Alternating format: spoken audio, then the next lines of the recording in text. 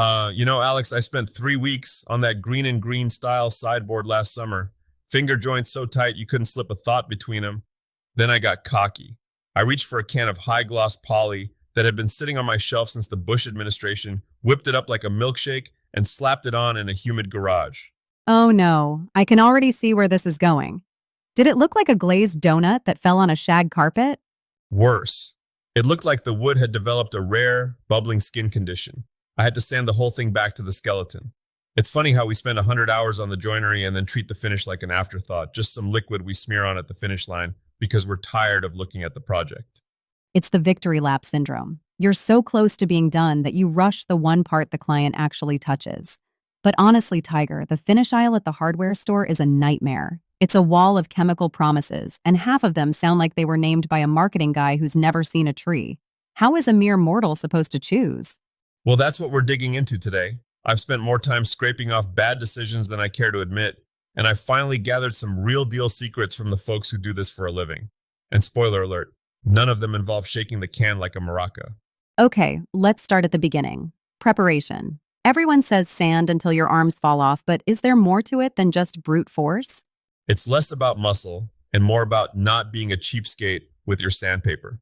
Professional finishers treat sandpaper like a cutting tool, not a rubbing tool. Once the grit is dull, you're just burnishing the wood and closing the pores, which is a recipe for a splotchy disaster when the stain hits.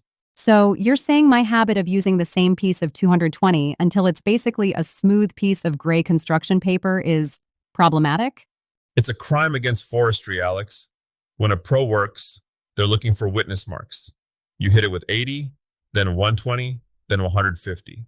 If you skip a step, those deep 80 grit scratches stay there, hiding like little ghosts until you put the oil on. Then boom, it looks like a cat used your table as a scratching post.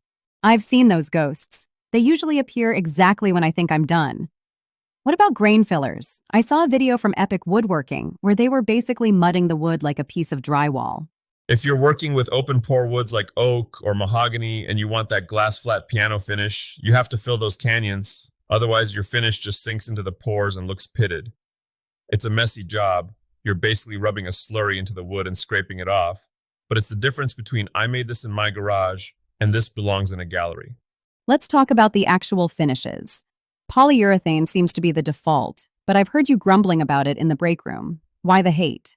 It's not hate, it's just poly is like a plastic raincoat. It's tough, sure. You could probably spill battery acid on it and be fine, but it sits on the wood. It masks the soul of the grain. Lately, the pros are moving toward hard wax oils, brands like Osmo or Rubio Monocoat. I've seen those. They're expensive, Tiger. Like organic truffle oil expensive. They are. But here's the kicker. You only need one coat. You buff it in, it bonds with the wood fibers, and it's done. No waiting 3 days for layers to dry, no sanding between coats. And the best part? If you scratch a table finished with hard wax oil, you can just rub a little more on that spot. If you scratch poly, you're basically looking at a full refinish. Okay, that actually sounds like a time saver, but what about the classic stuff? Shellac? I heard Stumpy Nubs talking about how it's basically the duct tape of finishes. Shellac is the secret weapon. It's made from bug spit, literally, but it sticks to everything. If you have a piece of wood that's being stubborn, or you're worried a stain won't take, a spit coat of thin shellac seals the deal. It dries in minutes. I've used it to save projects that were headed straight for the burn pile. Bug spit. Got it. Moving on from the insect secretions, let's talk application. To spray or not to spray? Because I've seen those HVLP setups and they look like something out of a sci-fi movie. Spraying is like learning to fly a plane. It's intimidating, messy, and you need a respirator that makes you look like a beetle, but man, the results. Jonathan Katz-Moses does a great breakdown on this. If you're doing kitchen cabinets or anything with a lot of nooks and crannies, a brush is your enemy. You'll spend your whole life chasing drips. But for the person who doesn't want to turn their garage into a hazmat tent, what's the pro way to do it by hand? Wipe on. Always wipe on. Take your favorite varnish, thin it down 50-50 with mineral spirits, and just wipe it on with a lint-free rag. You're putting on thinner layers, so you need more of them, but you eliminate the brush marks and the pool of despair in the corners. It's the most foolproof way to get a finish that looks like it was born there, not applied. You mentioned pools of despair. That sounds like a heavy metal band or a very bad Wednesday in the shop. What are the other big mistakes that make a pro cringe? Not checking for glue spots. This is the one that gets me. You're all excited to finish, you wipe it on, and suddenly you see these white, ghostly blobs where the wood didn't take the finish. It's dried wood glue you didn't sand off. It's like the wood is waving a white flag of surrender. And the fix is more sanding? Always more sanding. Or you can wipe the piece down with mineral spirits before you finish. It'll mimic what the finish will look like and highlight the glue spots while they're still easy to fix. It's a 5-minute check that saves 10 hours of regret.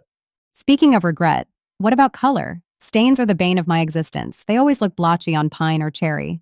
That's because pine and cherry are greedy. They soak up stain unevenly.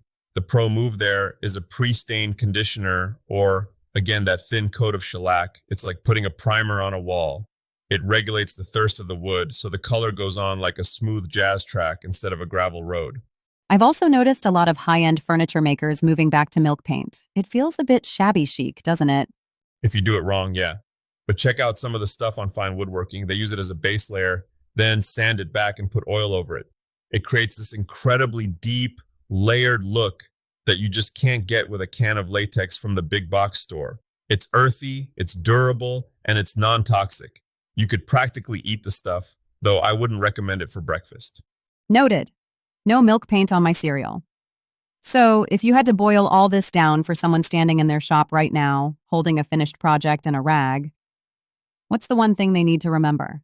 Patience is the most expensive tool in your shop, but it's the only one that guarantees a result. You have to wait for the wood to tell you it's ready.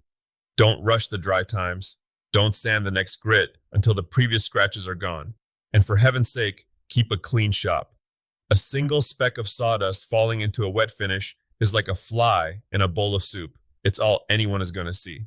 I think I can handle that, though I might need to buy some actual sandpaper instead of relying on my smooth gray paper collection. Treat yourself, Alex. Your walnut deserves better. At the end of the day, a finish isn't just about protection. It's the final handshake between you and the person who's going to use that piece of furniture for the next 50 years. You want that handshake to be firm, smooth, and honest. That's a wrap for today's Tiger Den. Go forth and make something beautiful. And please, keep the bubbles in your soda, not your Polly.